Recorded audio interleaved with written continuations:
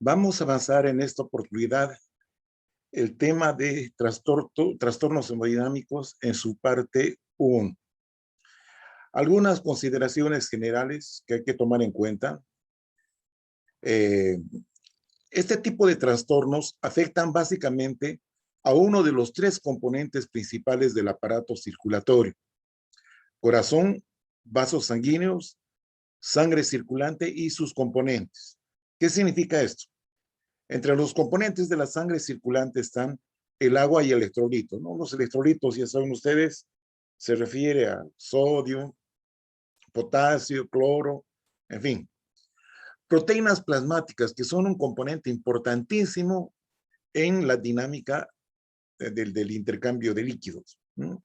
Las proteínas, fibrinógeno, glulinas, etcétera, ¿no es cierto? Albúmina, etcétera. Bien.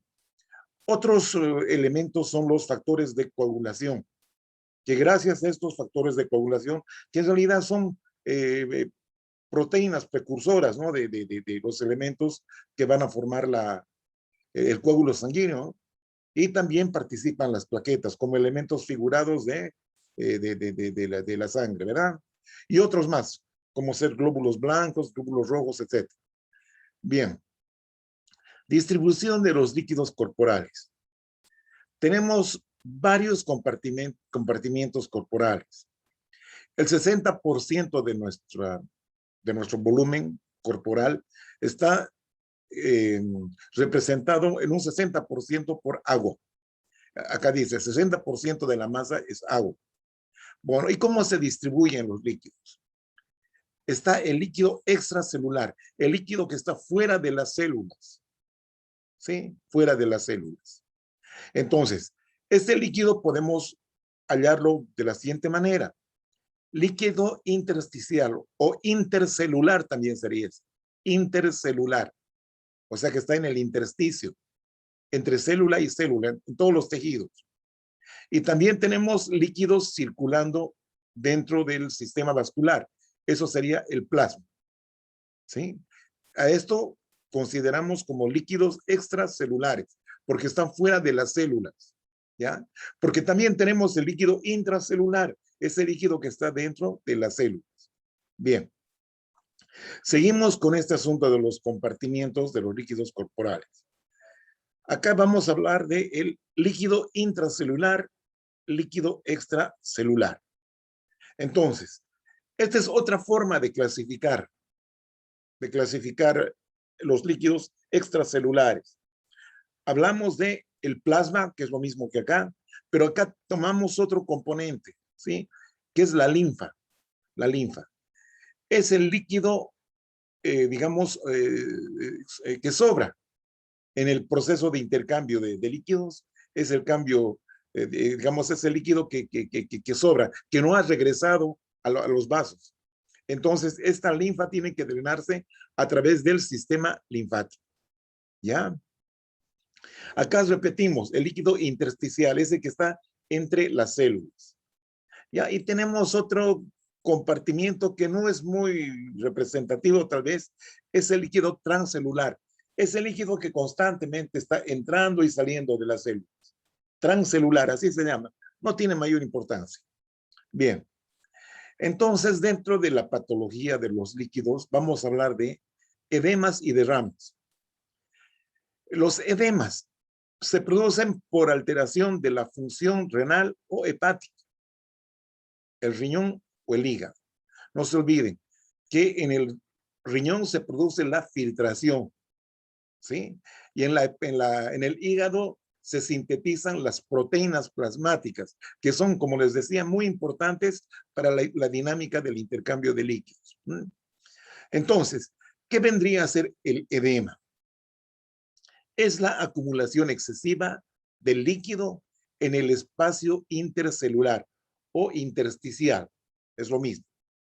O también puede acumularse en las cavidades corporales. En este caso ya denominamos derrames.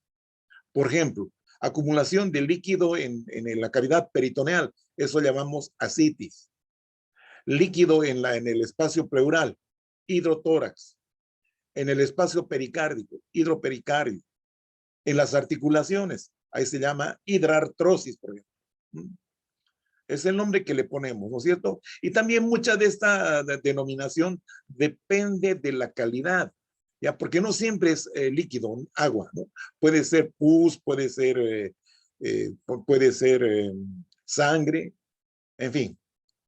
Entonces, estos tienen su connotación que en su momento ya vamos a poder conversar de eso, ¿sí? El edema puede estar en un área específica. Entonces, llamamos edema localizado. Y esto ocurre generalmente en el tobillo. O puede ser generalizado en todo el cuerpo, un edema generalizado. A esta condición se denomina anasarca. Es el edema generalizado. Estos edemas, por lo general, son pobres en proteínas. Son más trasudados que exudados. Trasudados. Entonces, seguimos comentando esto, ¿no es cierto?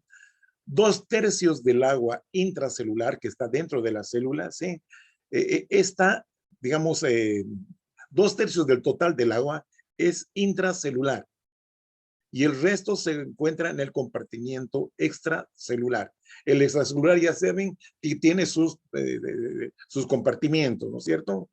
El plasma, linfa, el intersticio, en fin. Bueno, sobre todo está localizado, este líquido extracelular está localizado en el intersticio, entre las células. Solo un 5% del agua corporal total se encuentra en el plasma, o sea, circulando. El desplazamiento del agua, o el desplazamiento de agua y solutos serían los electrolitos, digamos, ¿no es cierto? Son elementos que están suspendidos en el líquido, ¿verdad? Y solutos de bajo peso molecular, ¿ya? Entre los espacios vascular e intersticial, viene controlado fundamentalmente por los efectos contrapuestos de la presión hidrostática vascular y la presión coloidosmótica del plasma. Miren qué interesante. Aquí nos estamos hablando del desplazamiento, vale decir, de la dinámica, del intercambio de agua y solutos de bajo peso, o sea, de pequeños, entre los espacios intravascular, o sea, del espacio dentro del vaso sanguíneo, ¿sí? E intersticial, o sea, en el espacio extracelular. Es controlado fundamentalmente por dos fuerzas. Una es la presión hidrostática vascular. Presión hidrostática es esa fuerza que ejerce la fuerza de contracción del corazón. ¿Ya? Al producirse la sístole, entonces ejerce una fuerza y esta fuerza hace que los líquidos salgan, ¿sí? Del vaso hacia el intersticio. También es importante ahí la gravedad, etcétera, ¿no es cierto? Y la otra fuerza contrapuesta es la presión de las proteínas plasmáticas, albúminas, globulinas, etcétera. Ejercen una presión. Entonces, este juego contrapuesto, digamos, se llaman las leyes o la ley de Starling. Así se llama, ley de Starling. Bueno, y esto es lo que queremos ver ahora. Bien, ¿en qué parte de la circulación se lleva a cabo el intercambio? En la microcirculación. ¿Ya? Aquí estamos viendo un capilar con su extremo arterial, su extremo venoso. En el extremo arterial, la presión hidrostática es muy importante, ¿ya? Es bastante importante. Entonces, esta presión hidrostática hace que el líquido pueda salir del espacio intravascular hacia el intersticio. Hacia el intersticio. Y con ese líquido están saliendo oxígeno, proteínas, aminoácidos, etcétera. Todos los nutrientes que van a servir para que se alimenten otras células, otros tejidos. Bueno, entonces, como esta presión hidrostática ha permitido que salga agua, el líquido, ¿sí? ¿Qué es lo que va a ocurrir acá? Aquí va a haber una concentración de las proteínas plasmáticas. Se concentran y al concentrarse ejercen una presión. Esa presión es la presión coloidosmótica o presión oncótica también se llama. Y esta presión permite que el líquido regrese al vaso. Y al regresar este líquido, obviamente trae también los desechos del metabolismo o celular o tisular, como quieran llamarlo. Entonces, de esta manera se produce un intercambio. Acá salen y acá entran. Es un juego de presiones. La ley de Starling se llama eso. Bien, entonces, existe un excedente de líquido, un excedente de líquido. Ese líquido no puede acumularse acá, entonces tiene que ser drenado. ¿Y dónde se drena? A la vía linfática. Aquí estamos viendo los capilares linfáticos. La vía linfática, a diferencia de la circulación sanguínea, esta es unidireccional, va en un solo sentido. En cambio, la vía sanguínea es circular, o sea, es un circuito. Ya es por eso llaman circulación. Empieza donde termina, o sea, circula constantemente. Ya, muy bien. Entonces, vamos a hablar de las formas fisiopatológicas del edema. El problema acá estamos viendo un aumento de la presión hidrostática. Ustedes ya saben qué función tiene la presión hidrostática. Permite la salida de líquido en el extremo arterial, ¿no es cierto? Bueno, entonces, ¿en qué situaciones puede haber aumento de la presión hidrostática? En una condición importante, ¿no es cierto? Que es la alteración del retorno venoso. O sea que esa circulación sanguínea no está cumpliendo su efecto. Hay una alteración en el retorno venoso. O sea, en la circulación venosa hay una dificultad para que circule. ¿Y esto a qué puede deberse? La insuficiencia cardíaca congestiva.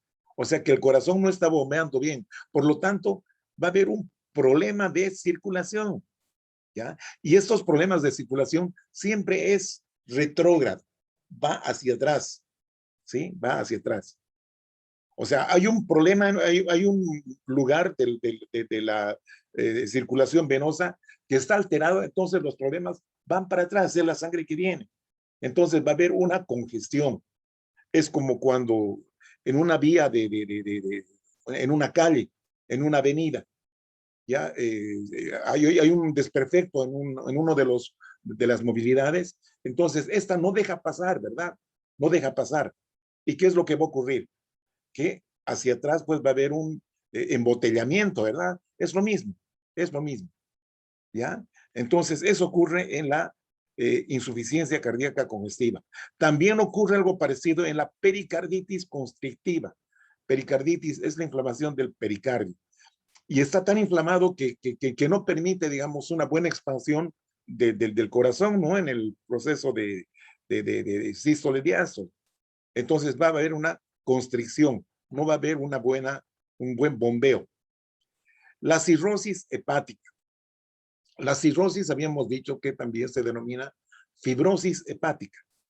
Hay fibrosis sobre todo a nivel de los espacios porta, donde están los vasos, ¿no es cierto? Y los conductos biliares. Entonces, esa fibrosis no permite o limita la elasticidad de los vasos. Ya, por lo tanto, no va a dejar pasar cómodamente la sangre, ¿no es cierto? Produciendo una obstrucción, ¿ya? Una obstrucción, una congestión hacia atrás, obviamente, ¿no es cierto? Y otro tipo de obstrucciones o compresiones, pueden ser tumores, adenopatías, etcétera, etcétera, ¿sí? Esto también puede causar un aumento de la presión hidrostática. Bien. Las consecuencias de todo este proceso. Aumento de la presión venosa. Retención de sodio, ya que también eso permite que aumente la permeabilidad vascular. Pérdida de proteínas. Ya pérdida, las proteínas se pierden. En un primer momento pueden ser, digamos, un trasudado, pero de allá después se hace exudado por aumento de la permeabilidad de los vasos. Entonces ya escapan proteínas. ¿Ya? Muy bien. Otra situación que no es patológica, ¿no? Pero puede ocurrir fisiológicamente. Dilatación arteriolar, que da lugar a un aumento de la presión hidrostática. Esto puede ser por ejercicio, emociones, etc. ¿Ya? No es tan importante eso. Vamos adelante. Estamos hablando ahora de lo contrario. la primera opción era un aumento de la presión hidrostática. Aumenta la presión hidrostática. Y se aumenta, o sea que va a haber más salida de líquido en el extremo arterial. Aquí estamos viendo disminución de la presión oncótica, de la presión que ejercen las proteínas plasmáticas. Es en el caso de una hipoproteinemia. ¿Ah? Entonces, disminuye digamos, el flujo de entrada, el flujo de retorno en el extremo venoso. Entonces, ¿estos en qué casos se pueden producir? En un síndrome nefrótico, que hay una proteinuria, pierde proteínas. En la cirrosis hepática, miren chicos, o sea que la cirrosis hepática es una causa de estos dos tipos de fisiopatológicos, del edema, ¿no? Produce aumento de la presión hidrostática, ¿sí? Y también produce disminución de la síntesis de proteínas, ¿ya? Porque en la cirrosis hepática hay necrosis de los hepatocitos. Y los hepatocitos son el sitio donde se sintetizan las proteínas, ¿verdad? Entonces, si no produce proteínas, obviamente nos va a dar como resultado una hipoproteinemia. La desnutrición, bueno, si uno no se alimenta, obviamente que no va a tener mucha proteína, ¿verdad? Entonces, estas serían situaciones que condicionan una disminución de la presión oncótica o presión coloidosmótica, ¿ya? Hipoproteinemia. También puede haber edema por obstrucción linfática. Habíamos comentado que el líquido excedentario del intercambio es drenado hacia la vía linfática. Ahora, ¿qué pasa si hay esa obstrucción en el drenaje linfático? Puede ser varias causas, ¿no? Las responsables. Por ejemplo, puede ser por inflamación, una linfangitis, una neoplasia, un tumor maligno, un tumor benigno, bueno, que está obstruyendo. La radiación. Después hay condiciones postquirúrgicas que condicionan una obstrucción linfática. ¿Está bien? Bueno, y por último, nos ponemos acá. Ustedes se acuerdan de la tétrada de Celso, ¿no? Tumor, rubor, dolor y aumento de volumen, ¿no es cierto? Lo que se refiere a tumor es la acumulación de líquido local, ¿no es cierto? Eso ocurre en la inflamación. ¿Ah? Entonces, puede haber edema inflamatorio. Bueno, también lo mencionamos simplemente, ¿no? Entonces, seguimos adelante. Ahí estamos viendo edema localizado. Acá está solamente en un miembro, miren. Debe haber algún problema a nivel de las venas ilíacas que están obstruyendo y no permite una buena circulación. En el embarazo también suele ocurrir eso. El útero suele presionar, ¿no es cierto? Pero bueno, suele ocurrir. Aquí estamos viendo en esta zona, miren, en esta zona localizada. Se ve brillante la piel con aumento de volumen, está caliente, obviamente. Y si ustedes presionan con el dedo, va a quedar una fosita. ¿Sí? Es el signo de Godet. Godet. Edema localizado. Ahí está. Ahí estamos viendo, ¿no? Es el Godet. Ahí está la digitopresión que provoca esta fosita. ¿Ah? Signo de Godet. Ahí estamos viendo en la histología. Está la epidermis y acá la dermis. Mucho líquido. Miren cómo están separadas las fibras colágenas. ¿Ah? Por acumulación de líquido.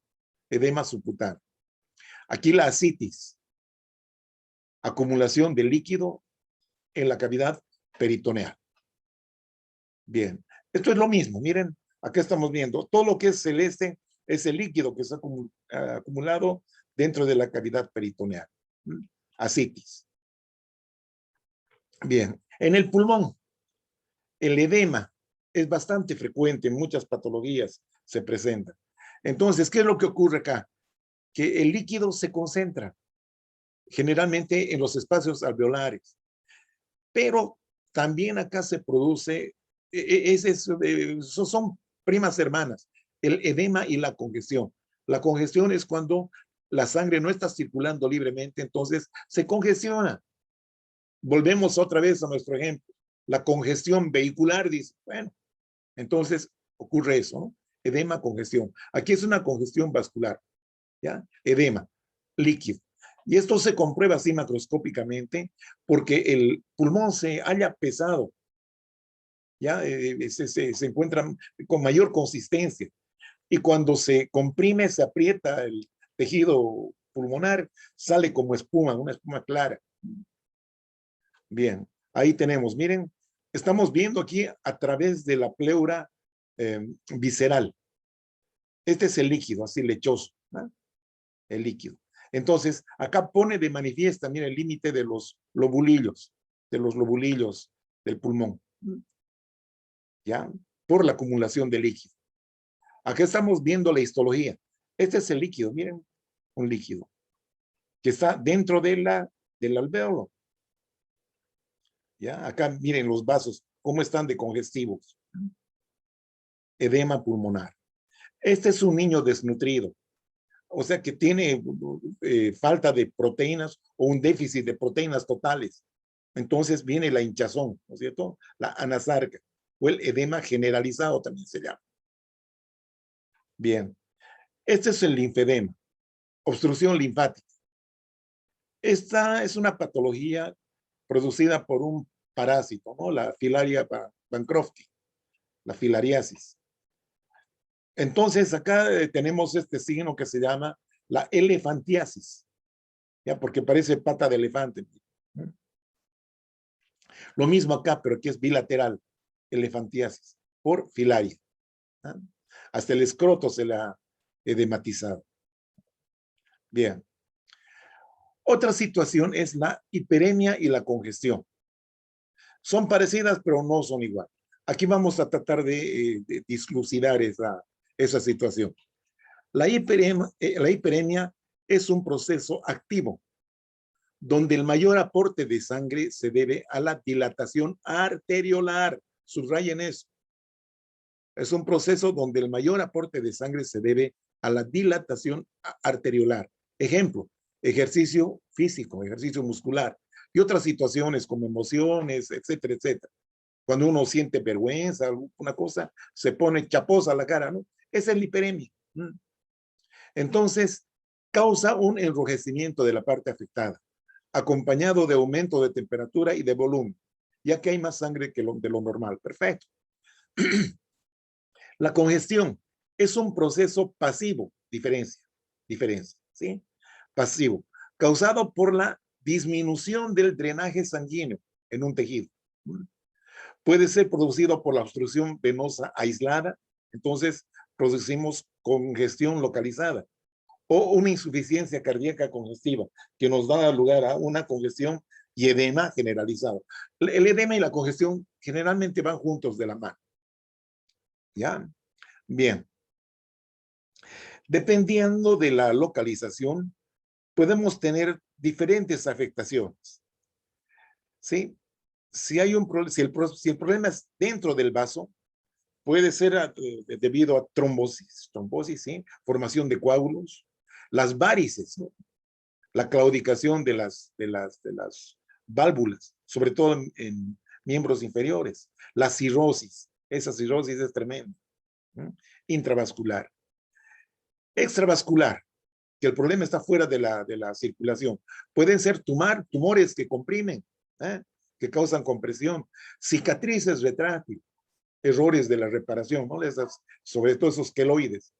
Cuando son muy retráctiles, pueden producir obstrucción, ¿no? Obstrucción extrínseca de algunos vasos. Bien. Entonces, aquí habíamos comentado de hiperemia activa, ¿no es cierto? Ejercicio físico, el llanto de un niño, una rabieta de la señora, en fin. Ahí está su chaposito, ¿no? Perfecto. Esa es hiperemia activa. Son las arteriolas las que están dilatadas. Ahí estamos viendo, miren, hiperemia conjuntival. ¿Ah? Ahí estamos. Hiperemia conjuntival, proceso activo. Y eso es lo que vamos a ver también ahora. Aumento del flujo a nivel del extremo arterial. ¿Eh? Ejercicio, inflamación, etc. Ahí estamos viendo.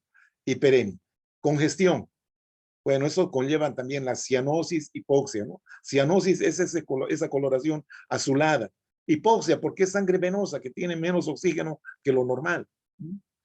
Entonces, aquí el flujo de salida está disminuido. Por ejemplo, obstrucción local, cuando es local, ¿no es cierto? o cuando es general es la insuficiencia cardíaca congestiva. Bien. Entonces, acá tenemos algo sobre insuficiencia cardíaca, ¿ya? La insuficiencia cardíaca. El corazón izquierdo, corazón derecho. Si hay una insuficiencia cardíaca izquierda, sobre todo a expensas del ventrículo izquierdo, ¿ya? ¿Qué es lo que va a ocurrir? Como les decía, el problema es siempre retrógrado. ¿Cuál es el órgano que está por detrás del corazón izquierdo? Los pulmones, ¿no es cierto? Entonces, son los pulmones que van a expresarse con una congestión pulmonar. Ahí está. ¿Qué es lo que ocurre si hay una insuficiencia cardíaca derecha? Insuficiencia cardíaca derecha. ¿Ya? Entonces, acá los ventrículos, como les decía, son los protagonistas. Va a haber una congestión venosa sistémica, ¿ya? Porque detrás del corazón derecho está el sistema, ¿no es cierto? No está el pulmón. Entonces, aquí se afectan varios órganos, como ser hígado, vasos, riñón, piernas, ¿no es cierto? Los miembros inferiores. ¿Ah? Es el edema maleolar que se ve. Bueno, ahí estamos viendo la congestión. Un hígado, perdón, un pulmón congestionado o congestivo, aumentado de volumen, se nota más turgente, ¿verdad? Por la congestión. Ahí vemos la histología. Aquí hay estas membranitas, ¿no? Como membranas de fibrina. Sí, exudado. Todo esto es exudado.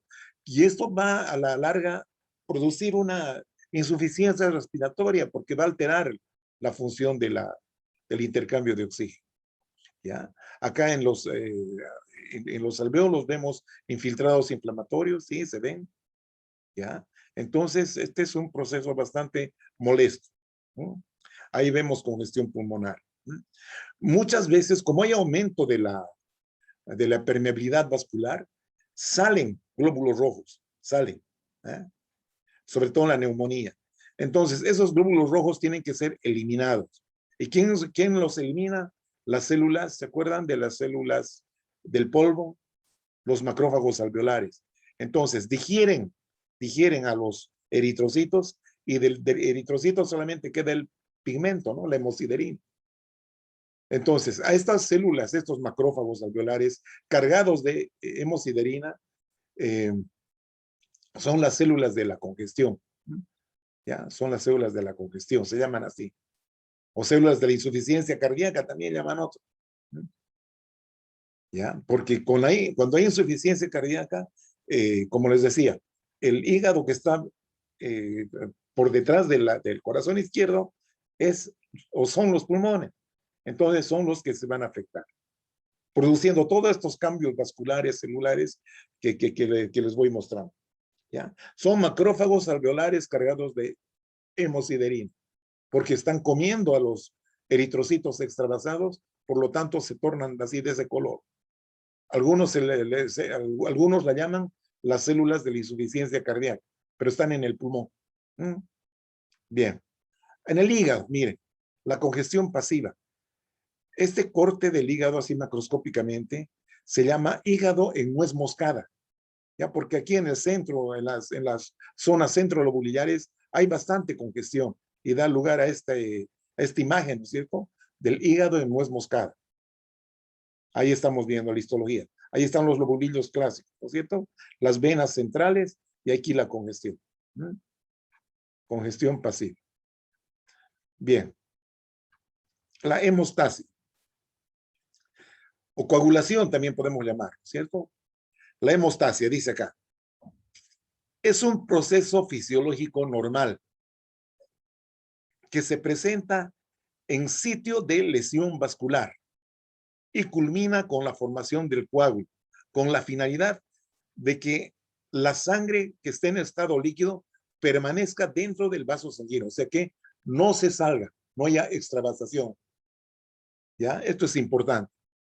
Gracias a la hemostasia, entonces, o a la coagulación, si ustedes quieren. Posteriormente, el daño se va a ser reparado y el coágulo disuelto.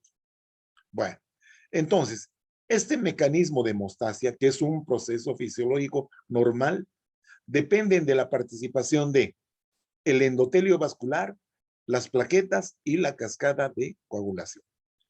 Eso en cuanto a la hemostasia. Ahora, tenemos otro término, la trombosis, que también es un proceso de coagulación, ¿ya? Pero esta trombosis se produce por activación inadecuada de los mecanismos de la hemostasia en un árbol vascular que no está dañado, estaría intacto. Pero eso entre comillas, por favor, ¿ya? Porque si estuviera totalmente intacto no pasaría nada, ¿no? Entonces hay algún problemita que vamos a ver enseguida.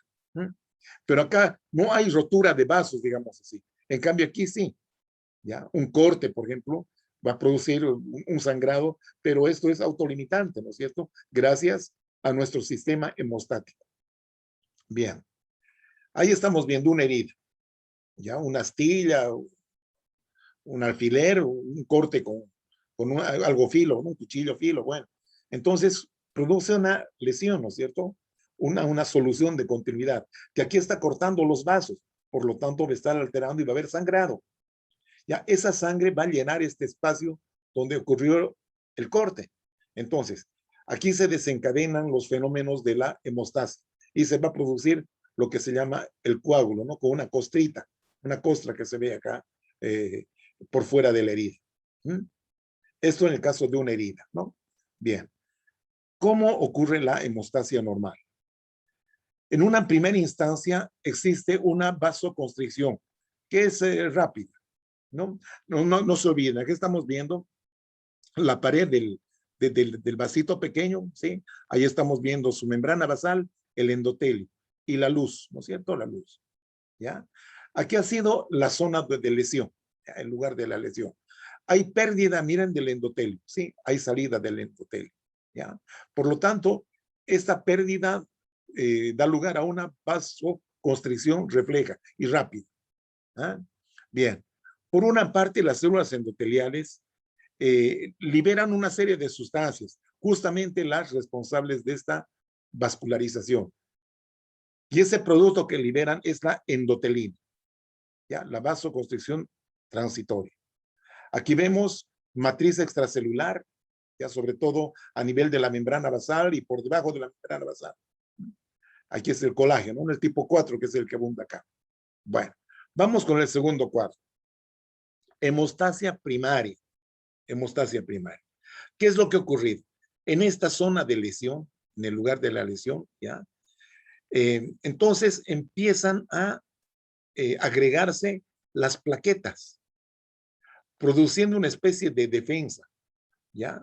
Sobre todo cuando hay rotura de todo el vaso, para que no haya extravasación de sangre, ¿sí? Vienen las plaquetas y forman un tapón, ya que se llama el tapón hemostático primario, ¿ya? ¿Y cómo ocurre esto? Gracias a que las células endoteliales liberan una sustancia que se llama el factor de von Willebrand. Y este factor de von Willebrand permite que las plaquetas se unan entre sí y también se unan a los componentes de la matriz extracelular, como el colágeno. Entonces, que allí se agregan, hay una agregación plaquetaria, ¿ya? Entonces, ¿qué es lo que dice acá?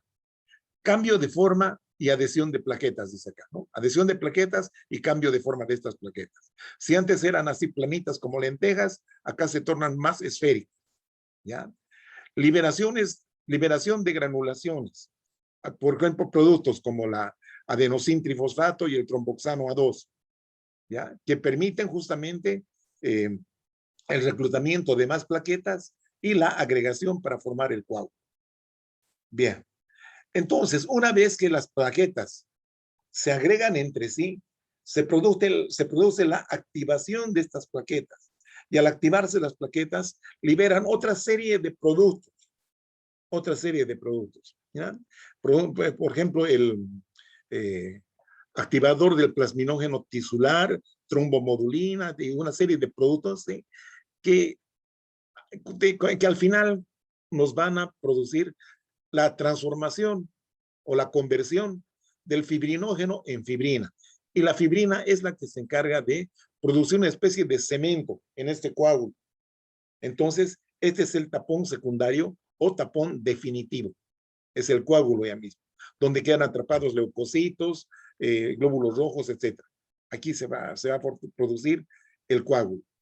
Y luego, ¿qué pasa? Que se formó el coágulo, viene la reparación de esta zona que está, digamos, alterada.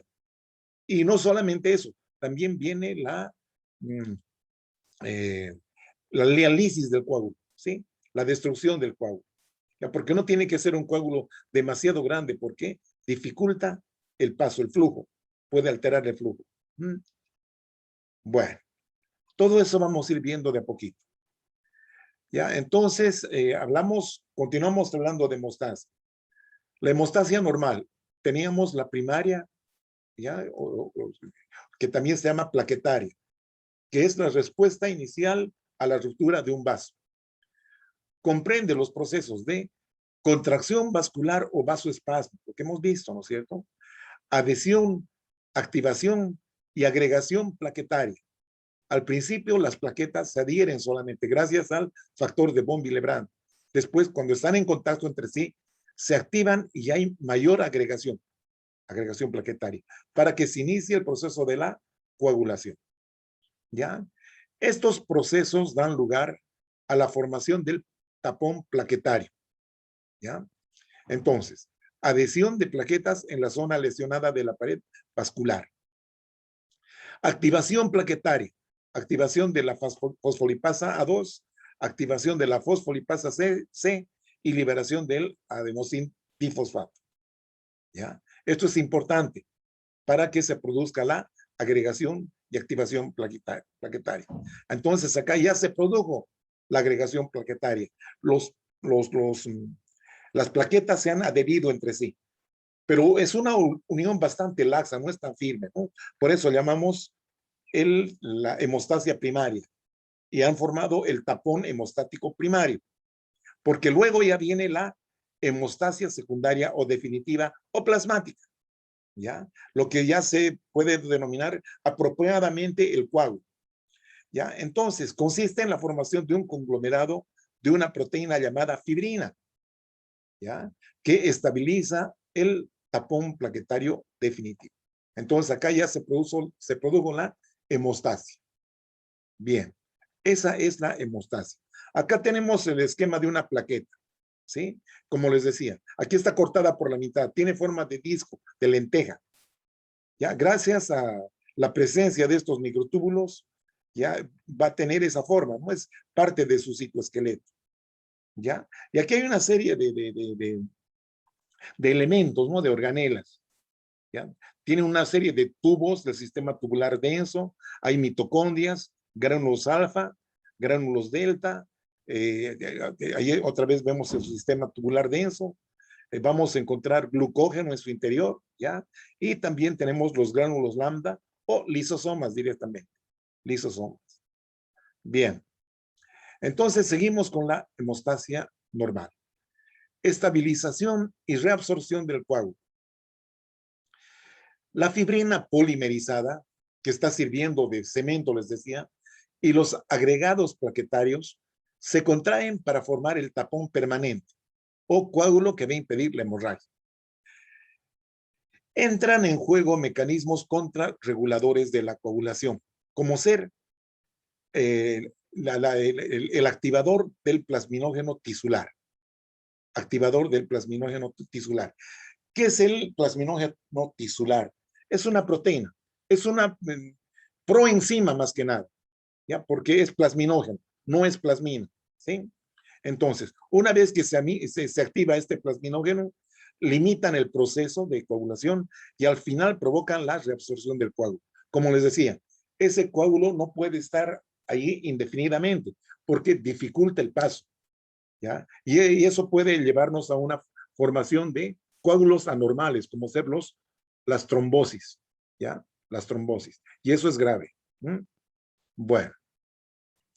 Entonces, aquí estamos viendo que gracias a los mecanismos, principalmente de las células endoteliales, existen eventos anticoagulantes y eventos procoagulantes, ¿ya?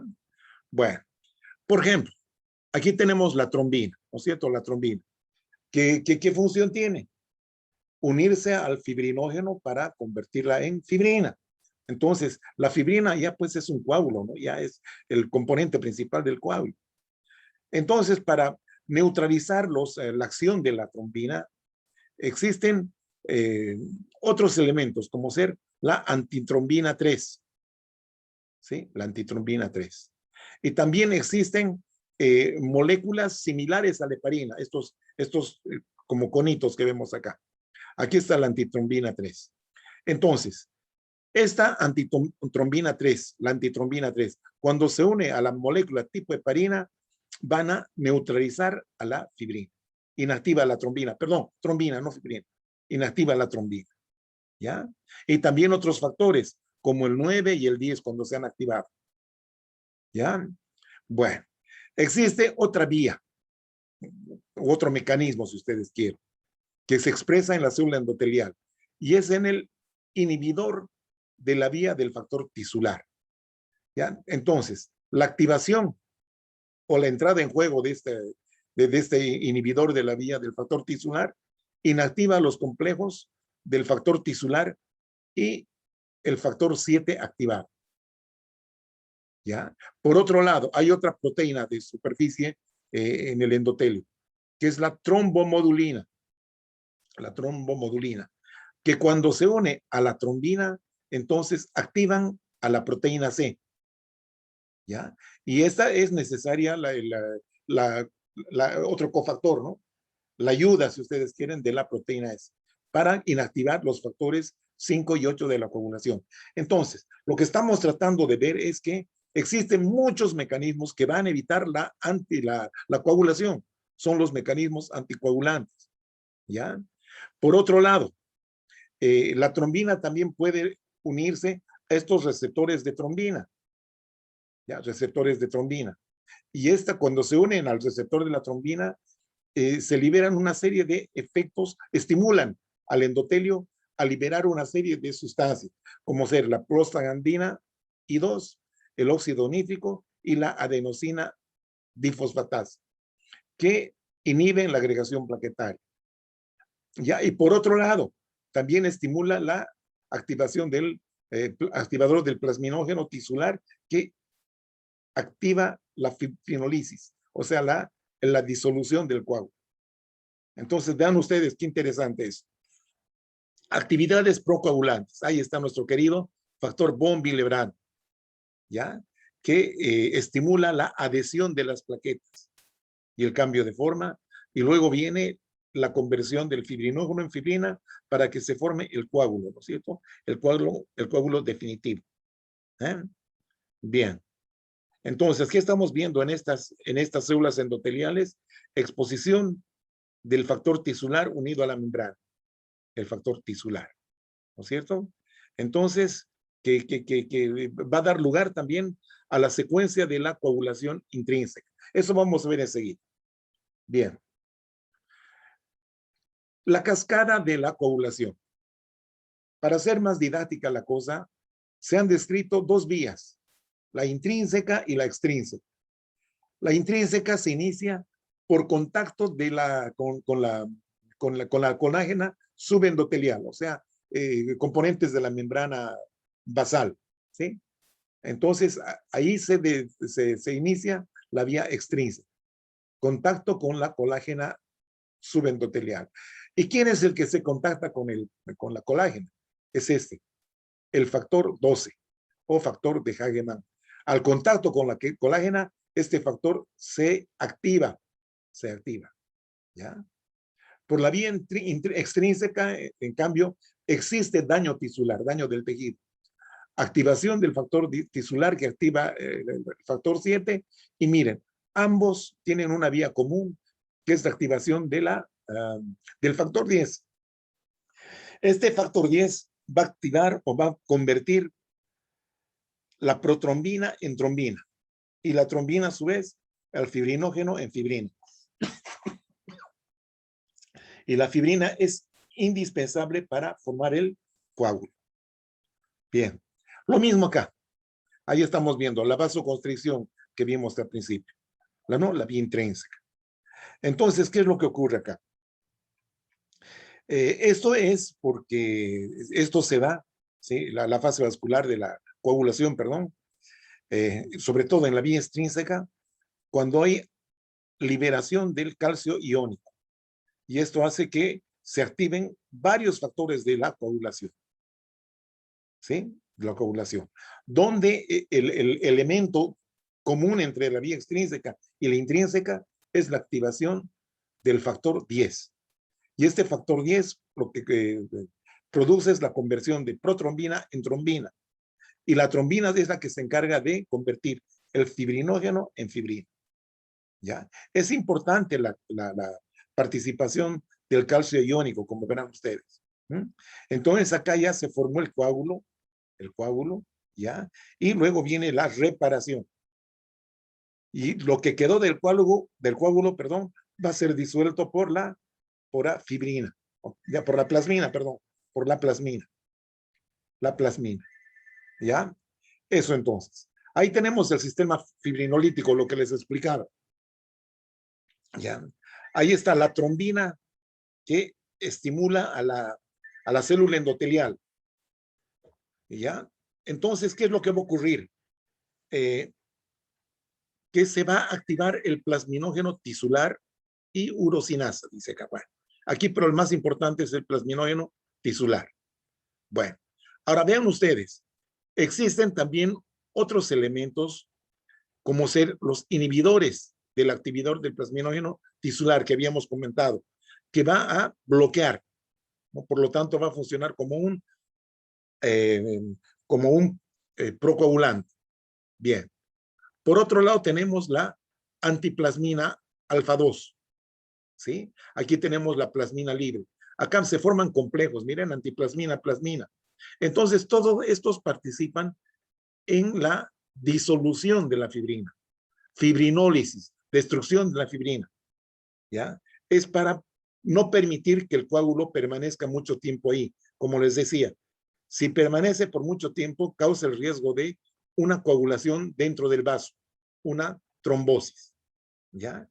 Entonces, es lo que tenemos ahí, ¿sí? Acá tenemos una mezcla de plasminógeno, ¿ya? Que cuando se activa, se vuelve plasmina, que es el que se encarga de disolver. Hay plaquetas y plasmina, aquí estamos viendo. Bueno, entonces es importante el sistema fibrinolítico para el control de la coagulación. Bueno, dice acá, mecanismos de la coagulación. Los factores de la coagulación se activan únicamente en sitios de lesión. Esto es importante. Los factores de la coagulación se activan únicamente en sitios de lesión, donde los fosfolípidos de las membranas dañadas han quedado expuestas. Miren ustedes. ¿Ah? El endotelio sano no permite la agregación plaquetaria. Eso hay que tenerlo en cuenta. Entonces tiene que haber una zona de lesión endotelial. El efecto de la plasmina, ¿sí? Descompone a la fibrina en sitios donde el endotelio está intacto. Entonces, eso ocurre constantemente en condiciones normales, ¿ya? Para que no se produzcan coágulos donde no tienen que ocurrir. Eso es importante. Ahí tenemos un coágulo sanguíneo donde tenemos la fibrina, glóbulos rojos, plaquetas, etc.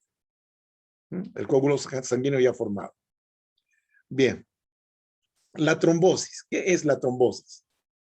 Es la activación anormal del proceso de la coagulación en un vaso no lesionado. Pero por favor, esto tómenlo con pinzas, ¿ya? Activación anormal del proceso de coagulación en un vaso no lesionado. Eso a veces causa un poquito de confusión, ¿ya? Bien. Entonces, también se llama trombosis cuando un coágulo se impacta en un vasito, ¿ya? Entonces, eso también se llama trombosis, ¿ya? Bueno, entonces, tenemos que tener en cuenta, ¿no es cierto? El vaso no lesionado lo vamos a interpretar como si el vaso está bien, ¿ya? La pared del vaso está bien, pero sin embargo, hay problemas a nivel del endotelio. ¿Se dan cuenta? Entonces, eso ya significa que hay lesión. Entonces, si no habría eso, pues no habría trombosis, ¿cierto? Bueno, eso es importante, chicos. No está totalmente sano el vaso. Hay algún problemita a nivel del endotelio, ¿ya? Aquí podemos decir que está levemente lesionado, está bien, pero hay lesión. ¿ya? Entonces, esto tómelo con pinzas, como les decía. Activación del proceso de coagulación en un vaso no lesionado. Esto quiere decir que el vaso no está roto, no está pinchado, ni cortado, ni nada, pero sin embargo, en el fondo hay un problema a nivel del endotelio. ¿Ya? Bien. Aquí vamos a hablar de los factores que influyen en la trombosis. Esta se llama la tríada de Virchow. Uno, es la lesión endotelial, que el endotelio se ha lesionado. Y al final es la madre del cordero, esta la lesión endotelial. Bueno, alteración del flujo, o sea que el flujo se hace muy lento, eso se llama éstasis. O puede ser muy fuerte, eso llamamos turbulencia. Y también estados de hipercoagulabilidad, ya que pueden ser por problemas hereditarios o genéticos. Bueno, ahí tenemos la tríada de Virchow. Lesión endotelial, flujo sanguíneo anormal, hipercoagulabilidad que condiciona a un estado de trombosis. Bien.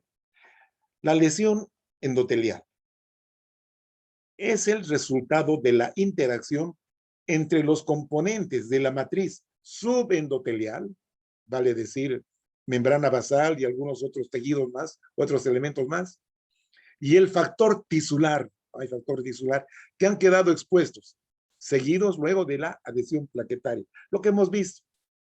¿Ah?